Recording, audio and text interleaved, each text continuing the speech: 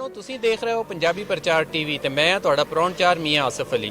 ਤੁਸੀਂ ਜਾਣਦੇ ਹੋ ਅੱਜ ਕੱਲ ਬਾਬਾ ਗੁਰੂ ਨਾਨਕ ਦੇਵ ਜੀ ਦੇ 550ਵੇਂ ਜਨਮ ਦਿਨ ਦੇ ਸਿਲਸਿਲੇ 'ਚ ਤਕਰੀਬਾਤ ਜਾਰੀ ਆ ਰਹੇ ਆ ਯਾਤਰੀ ਪੂਰੀ ਦੁਨੀਆ ਤੋਂ ਇੱਥੇ ਪਹੁੰਚ ਰਹੇ ਆ।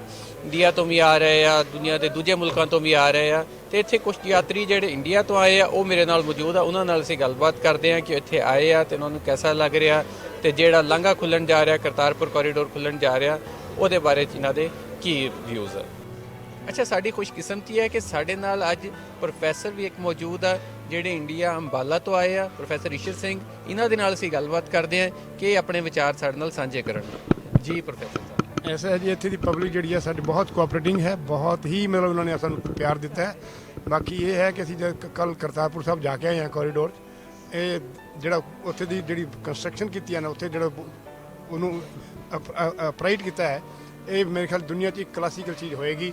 ਇਸ ਤੋਂ ਵਧੀਆ ਚੀਜ਼ ਮੈਂ ਅੱਜ ਤੱਕ ਕਦੇ ਦੇਖੀ ਨਹੀਂ ਹੈ, ਸ਼ਾਇਦ ਨਾ ਹੀ ਅੱਗੇ ਸਾਡੀ ਜ਼ਿੰਦਗੀ ਦੇ ਨਜ਼ਰ ਆਏ। ਤੇ ਇਸ ਕਰਕੇ ਮਤਲਬ ਇੱਥੇ ਦੇ ਜਿਹੜੇ ਲੋਕ ਹਨ, ਮੈਂ ਤਾਂ ਖਾਸ ਕਰ ਇਮਰਾਨ ਸਾਹਿਬ ਨੂੰ ਇਹ ਦਊਂਗਾ ਕਿ ਉਹਨਾਂ ਨੇ 1 ਸਾਲ ਦੇ ਅੰਦਰ ਅੰਦਰ ਜੋ ਉੱਥੇ ਕੋਰੀਡੋਰ ਉਹ ਕੀਤਾ ਹੈ ਨਨਕਾਣਾ ਆਪਣਾ ਕਰਤਾਰਪੁਰ ਸਾਹਿਬ ਦਾ ਜੋ ਫੇਸ ਲਿਫਟਿੰਗ ਕੀਤੀ ਹੈ, ਉਹਦਾ ਕੋਈ ਮੁਕਾਬਲਾ ਨਹੀਂ ਹੈ। ਔਰ ਮੈਂ ਤਾਂ ਵਿਸ਼ ਵੀ ਕਰਦਾ ਹਾਂ ਕਿ ਲੋਕ ਜਿਹੜੇ ਹੈ ਇੱਥੇ ਆਪਸ 'ਚ ਵੀ ਉਹਨਾਂ ਦੀ ਕੋਆਪਰੇਸ਼ਨ ਵਧੇ ਤਾਂ ਕਿ ਪਿਆਰ ਇੱਕ ਦੂਸਰੇ ਨਾਲ ਆਪਸ ਵਿੱਚ ਬਣਾ ਰਹੇ।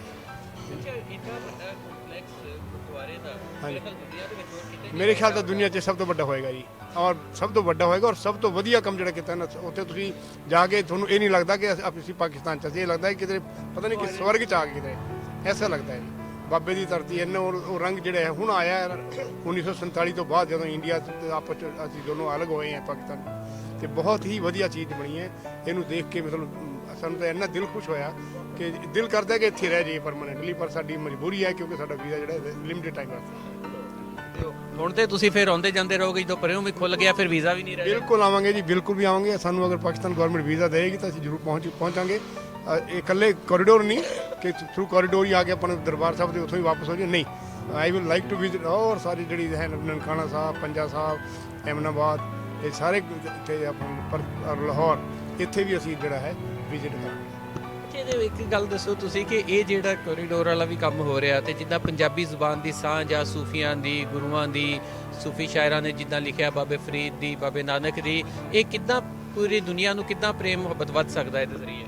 ਦੇਖੋ ਜੀ, ਮੈਂ ਤਾਂ ਇੱਕ ਚੀਜ਼ ਕਰਨਾ, ਦੁਨੀਆ 'ਚ ਮੁਹੱਬਤ ਪਿਆਰ ਮੁਹੱਬਤ ਵੱਧ ਸਕਦਾ ਜੇ ਅਸੀਂ ਇੱਕ ਚੀਜ਼ ਸੋਚੇ ਕਿ ਸਾਡਾ ਜਿਹੜਾ ਅੱਲਾ, ਵਾਹਿਗੁਰੂ, ਕਰਾਈਸਟ ਤੇ ਜੋ ਵੀ ਸਾਡੇ ਗੋਡ ਦੇ ਡਿਫਰੈਂਟ ਟਾਈਪਸ ਨੇ, ਸਾਡੇ ਸਾਰੇ ਇੱਕ ਹੈ। ਜੇ ਅਸੀਂ ਇਹ ਸਮਝੀਏ ਕਿ ਪਰਮਾਤਮਾ ਇੱਕ ਹੈ ਤਾਂ ਸਾਡਾ ਆਪਸ ਵਿੱਚ ਪਿਆਰ ਵੱਧ ਸਕਦਾ ਹੈ, ਸਭ ਵਧੀਆ ਵੱਧ ਸਕਦਾ ਹੈ। ਔਰ ਗੁਰੂ ਗ੍ਰੰਥ ਸਾਹਿਬ ਤਾਂ ਖੈਰ ਉਹਨਾਂ ਨੇ ਉਹਦੇ ਤਾਂ ਮਤਲਬ ਸਾਰੇ ਧਰਮਾਂ ਦੀ ਉਹਦੇ ਹੈ ਜੋ ਵੀ ਹੈ, ਉਹਦੇ ਸ਼ਬਦ ਹੈ ਜਾਂ ਉਹਨਾਂ ਦੀ ਬਾਣੀ ਜਿਹੜੀ ਹੈ, ਗੁਰੂ ਗ੍ਰੰਥ ਸਾਹਿਬ ਸਭ ਦੀ ਹੈ। ਔਰ ਇਹ ਸਰਬ ਸਾਂਝੀ ਗੁਰਬਾਣੀ ਹੈ ਇੱਕ ਤਰ੍ਹਾਂ ਦੀ। ਇਸ ਕਰਕੇ ਮੈਂ ਇੱਕ ਮਹਿਸੂਸ ਕਰਦਾ ਕਿ ਪੰਜਾਬੀ ਜਿਹੜੀ ਬੋਲੀ ਹੈ, ਇਹ ਬੋਲੀ ਸਾਡੀ ਇਹ ਇੰਟਰਨੈਸ਼ਨਲ ਲੈਂਗੁਏਜ ਬਣ ਸਕਦੀ ਹੈ। ਇੱਕ ਉੱਥੇ ਫੀਸ ਲੱਗੀ ਹੈ $20, ਉਹਦੇ ਬਾਰੇ 'ਚ ਕੀ ਕਹੋਗੇ ਕਿ ਉਹ ਬਹੁਤੀ ਤਾਂ ਨਹੀਂ?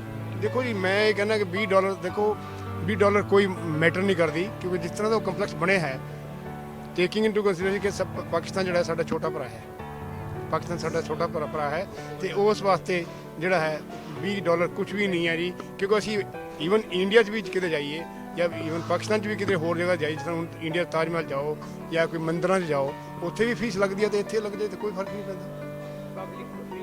ਅੱਛਾ, ਤੇ ਇੱਥੇ ਤੁਸੀਂ ਆਏ ਹੋ, ਤੁਹਾਨੂੰ ਇੱਥੇ ਆ ਕੇ ਉੱਧਰ ਵੀ ਪੰਜਾਬ ਇੱਧਰ ਵੀ ਪੰਜਾਬ, ਇਹ ਤਾਂ ਨਹੀਂ ਲੱਗਿਆ ਕਿਸੇ ਹੋਰ ਥਾਂ 'ਚ ਆ ਗਏ ਆਪਣੇ ਘਰ ਹੀ ਲੱਗਦਾ? ਨਹੀਂ, ਸਾਨੂੰ ਤਾਂ ਇਹ ਲੱਗਦਾ ਜੀ, ਅਸੀਂ ਮਤਲਬ ਮੈਂ ਕਹਿੰਦਾ ਕਿ ਅਸੀਂ ਇਕੱਠੇ ਹੋ ਜਾਈਏ ਜ਼ਿਆਦਾ ਬਿਹਤਰ ਹੈ। ਸਾਨੂੰ ਇੱਕੋ ਲੱਗਦਾ ਸਾਰਾ ਪੰਜਾਬ ਇੱਕੋ ਹੈ ਜੀ। ਸਾਡਾ ਬਹੁਤ ਇੱਥੇ ਲੋਕਾਂ ਨੇ ਸਾਨੂੰ ਪਿਆਰ ਦਿੱਤਾ, ਬਹੁਤ ਹੀ ਅੱਛੇ ਲੋਕ ਹਰ ਤਰ੍ਹਾਂ ਦੇ ਮਿਲੇ ਸਾਨੂੰ। ਉੱਥੇ ਕੱਲ੍ਹ ਅਸੀਂ ਦਰਬਾਰ ਸਾਹਿਬ ਗਏ ਸੀ, ਉੱਥੋਂ ਜਿਹੜੀ ਸੰਗਤ ਆਈ ਸੀ ਇੰਗਲੈਂਡ ਤੋਂ ਆਈ ਹੈ, ਆਸਟ੍ਰੇਲੀਆ ਤੋਂ ਆਈ, ਨਿਊਜ਼ੀਲੈਂਡ ਤੋਂ ਆਈ ਹੈ, ਔਰ ਲੋਕਾਂ ਨੇ ਬੜਾ ਆਪਸ 'ਚ ਪਿਆਰ ਔਰ ਬਹੁਤ ਉਹਨਾਂ ਨੇ ਇੱਕ ਆਪਸ ਸਾਂਝਾਪਣ ਦਿਖਾਇਆ ਹੈ। ਅੱਛਾ, ਤੁਸੀਂ ਵੀ ਥੋੜਾ ਜਿਹਾ ਦੱਸੋ ਜੀ, ਪਹਿਲੇ ਤੇ ਆਪਣਾ ਨਾਮ ਦੱਸੋ ਤੇ ਕਿੱਥੋਂ ਆਏ ਹੋ? ਤੇ ਦੱਸਤਾ ਸਾਰਾ ਕੁਝ। ਮਹਿੰਦਰ ਕੌਰ ਹੈ ਮੇਰੇ ਹਸਬੈਂਡ ਹੈ। ਸਾਰਾ ਕੁਝ ਮਤਲਬ ਜੋ ਗੁਰੂ ਗ੍ਰੰਥ ਸਾਹਿਬ ਦੇ ਵਿੱਚ ਹਰ ਧਰਮ ਦੇ ਬਾਰੇ ਗੁਰੂ ਨਾਨਕ ਦੇਵ ਜੀ ਜਾਂ ਗੁਰੂ ਅਰਜਨ ਦੇਵ ਜੀ ਨੇ ਕਰਵਾਇਆ ਇੰਟਰ, ਉਹ ਸਾਰਾ ਸਾਂਝੀ ਬਾਣੀ ਹੈ। ਸਾਰੇ ਧਰਮਾਂ ਦੀ, ਸਾਰੀ ਸ੍ਰਿਸ਼ਟੀ ਦੀ ਇੱਕੋ ਚੀਜ਼ ਹੈ, ਉਹ ਇੱਕ ਸ਼ਕਤੀ ਮਹਾਨ ਹੈ। ਇੱਥੇ ਆ ਕੇ ਕਿਹਦਾ ਲੱਗ ਰਿਹਾ ਤੁਹਾਨੂੰ ਪੰਜਾਬ 'ਚ ਆ ਕੇ? ਸਾਨੂੰ ਉੱਪਰਾ ਤਾਂ ਲੱਗਦਾ ਹੀ ਨਹੀਂ, ਸਾਨੂੰ ਤਾਂ ਲੱਗਦਾ ਆਪਣਾ ਹੀ ਦੇਸ਼ ਹੈ, ਪੰਜਾਬ ਹੀ ਹੈ। ਪੰਜਾਬੀਆਂ ਨੂੰ ਤੇ ਪੂਰੀ ਦੁਨੀਆ ਨੂੰ ਸਾਰਿਆਂ ਨੂੰ ਸਾਹਾਂ ਇਕੱਠੇ ਪਿਆਰ ਨਾਲ ਰਹੋ, ਬਸ ਇਨਸਾਨੀਅਤ ਹੈ। ਆਣਾ ਜਾਣਾ ਸੰਸਾਰ 'ਚ ਛੱਡ ਕੇ ਇੱਥੇ ਹੀ ਛੱਡ ਜਾਣਾ ਸਭ ਕੁਝ, ਆਪਸ ਵਿੱਚ ਪਿਆਰ ਨਾਲ ਰਹੋ ਸਭ।